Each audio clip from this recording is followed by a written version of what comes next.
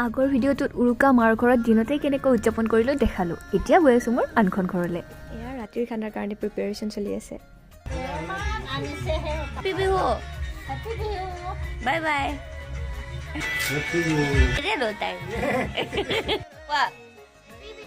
আৰু এয়া মই বনাই আছোঁ উৰুকাৰ খানা। যে মই উৰুকাৰ খানা 3 ঠাইত খাবলৈ পালোঁ। মাহঁতৰ ঘৰত খাই আহিলোঁ, মোৰ এইখন ঘৰত খাম আৰু এঠাইত খাবলৈ গৈ আছোঁ। ক'ত গৈ আছোঁ দেখাই আছোঁ।